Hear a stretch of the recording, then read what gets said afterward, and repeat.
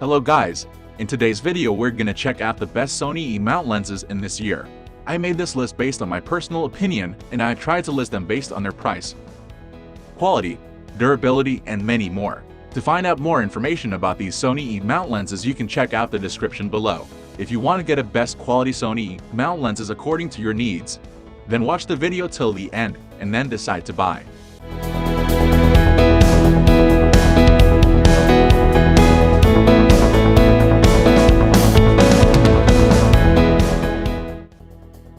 At the first position of our list, we have Sony 35mm f/1.8 OS.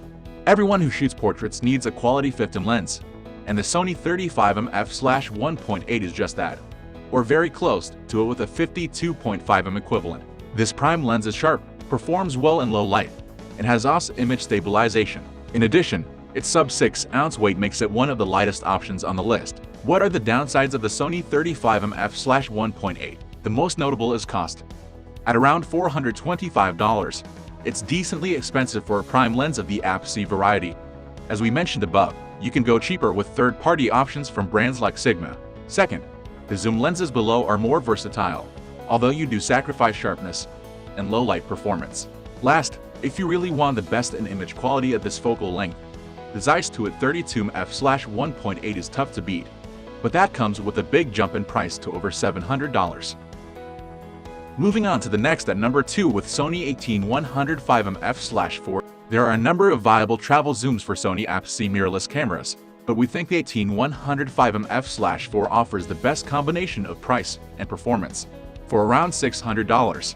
This lens is sharp, focuses reasonably well, and has the same f/4 maximum aperture and OS image stabilization as the pricier 16-70mm f/4. It also can struggle with edge sharpness across some apertures, although that is fairly normal for a lens of this type. In terms of other options in this category, we also like the Sony 16-70mm f/4, which is pricier but adds Zeiss glass to the mix, and the Sony 18135mm has more reach and is lighter, albeit with inferior low-light performance at the telephoto end. The number 3 position is held by Sony 1080mm f/4. For landscape photographers looking for the versatility of a wide-angle zoom, the Sony 1080mm f/4 is the leading option. This lens is sharp, has minimal distortion, focuses quickly, and weighs a reasonable 8 ounces that is considerably lighter than comparable wide-angle options for digital SLRs. Pair this lens with a camera like the A6600, and you have one heck of a setup for outdoor photography.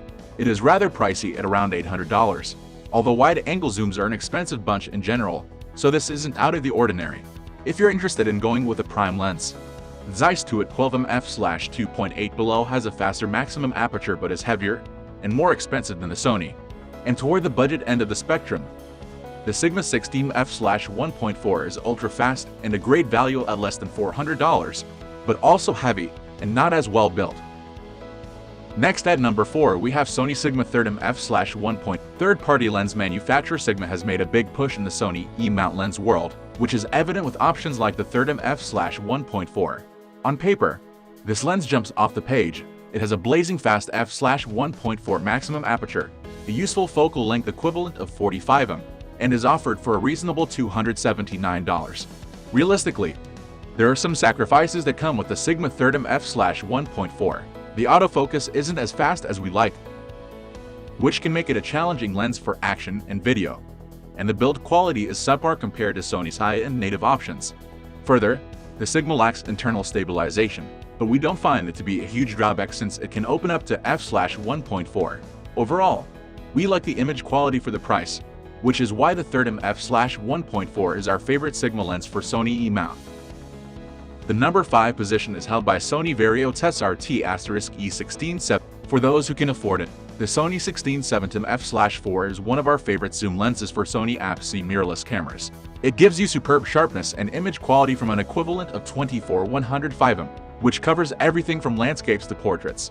The long name is a result of Sony's partnership with Zeiss, which is most obvious in the T* coating that results in excellent clarity and compared to any of the kit zooms, this lens will blow them out of the water. The most obvious drawback of the Sony 16-70mm f/4 is at nearly $900. It's one of the most expensive lenses on this list of any type. In addition, there can be some softness when shooting at the extreme ends of the zoom range, but the lens is tack sharp between about 35 and 50. If price is a major concern, the Sony 105mm above offers more range for $300 less. But we think the 16-70mm is superior from an optical perspective. The number 6 position is dominated by Sony 55-210 f/4.56.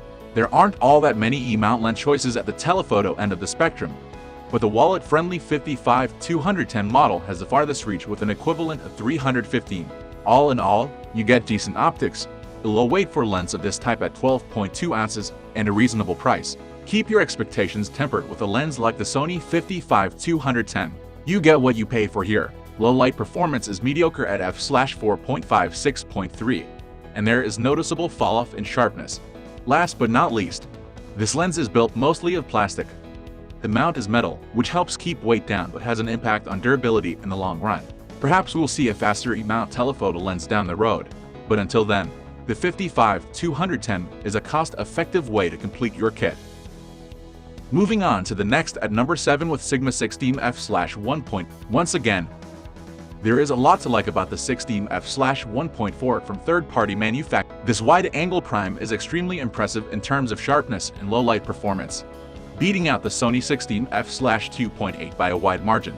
The autofocus motor has a tendency to be noisy, not to mention Sigma lenses often are slower to focus than their native counterparts.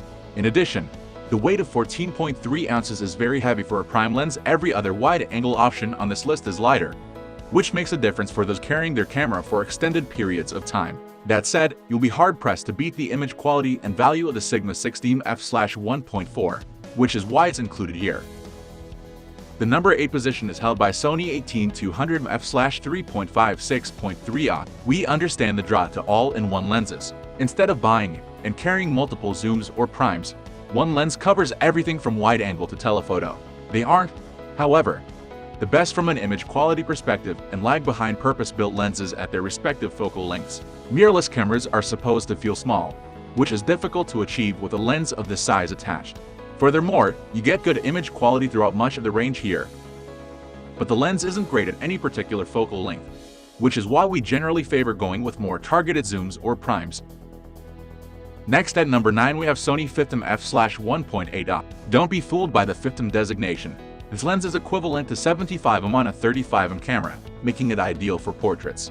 That said, the Sony 50mm f/1.8 is a solid lens that is sharp all the way to the corners, strong in low light with a maximum aperture of f/1.8, and comes with image stabilization.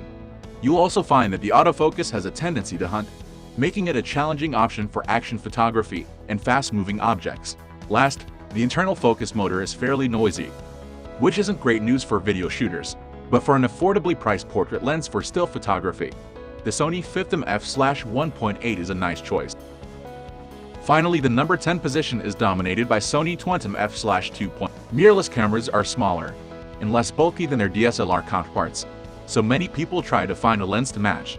You won't do much better in this category than the 20mm f/2.8. This pancake-style lens is incredibly lightweight at just 2.4 ounces and has such a low profile that you will barely notice it on your camera. Things start to get dicier when you evaluate the optical performance. The Sony 20mm f/2.8 lacks the sharpness and overall image quality that we like to see from primes, and you can expect some vignetting to boot. Overall, this isn't a bad lens in terms of image quality, but the lenses above certainly beat it out. That said, it's hard to knock the low weight and tiny form factor, which is why most people buy the 20mm f/2.8 in the first place. That's all for today. We upload camera and camera accessories review videos every single day. So, don't forget to subscribe and click the bell icon for the upcoming video notification.